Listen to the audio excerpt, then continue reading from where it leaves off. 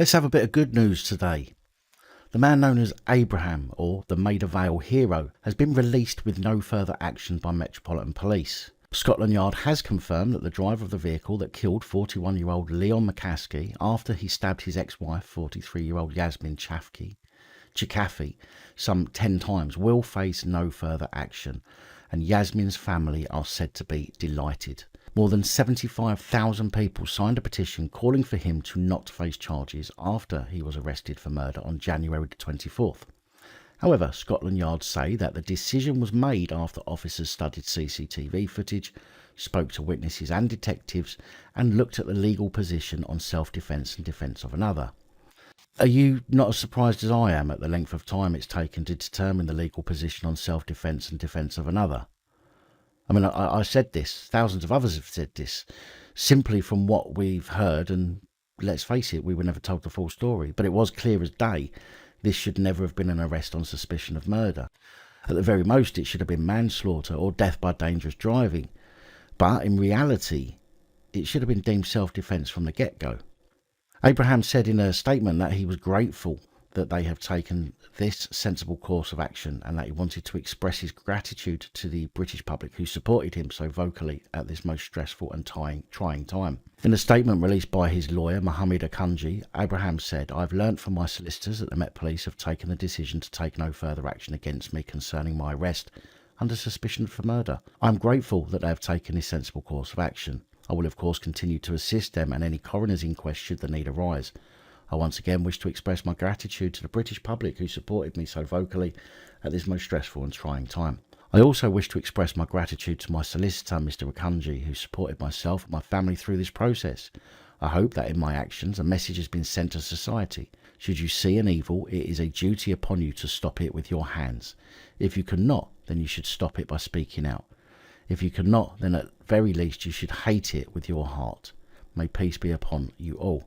Detective Chief Inspector Neil Rawlinson of the Metropolitan Police's Specialist Crime Command, who has led the investigation, who must have been biting his lip when he made this statement, said, "Having reviewed the CCTV evidence, we have taken statements from numerous members of the public and attending officers, as well as reviewing the legal position regarding self-defence and defence of another. A decision has been taken that the driver of the car, 26-year-old man, will face no further police action. He is considered a vital witness to our investigation and will be offered support from professionals to help him come to terms with the terrifying situation that he was confronted with. It is vitally important that when a person dies, there is a thorough investigation into all of the circumstances, and this has taken place. Such decisions must be thoroughly examined, and while this process takes time, there has been a priority for my team. The man's legal advisors have been informed of this decision. Inquests have opened in relation to both deaths, and my team will continue to work to provide evidence for the coroner. We continue to appeal for witnesses to this incident who have yet to speak to police and to come forward to do so." Now, I wonder just how much support Abraham would have got if the public didn't kick up a fuss. But let's face it, there is another reason why he's probably been released, and that's to do with box ticking. Information suggests that Mccaskie was unlawfully at large at the time of the stabbing after 3 weeks prior being issued with a non-bail arrest warrant for breaching a stalking order taken out to protect Miss Mccaskie. Coroner Professor Fiona Wilcox determined that Yasmin's cause of death was indeed from multiple stab wounds and not due to allegedly being hit by Abraham's vehicle. Last week, the Metropolitan Police said the driver had been fully cooperative after he was arrested on suspicion of murder following the incident. He had been bailed until a date in late February while evidence was evaluated. The Met is also now facing an investigation itself into the attack after it emerged that the force was repeatedly warned about former company director Mccaskie's abusive behaviour. And again, surprise, surprise, seems they were all too busy slapping their wives about. One of Miss Mccaske's sons accused the Met of doing too little to protect his mother and said that officers had been contacted numerous times about Mccaskie's harassment.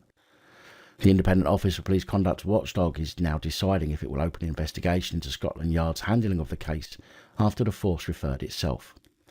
A spokesman said, "We can confirm that we have received a referral from the Metropolitan Police regarding their contact with Yasmin chkaifi prior to her tragic death in Maida Vale, London on January 24th. We are currently assessing the available information and have requested more to determine what further action may be required from us."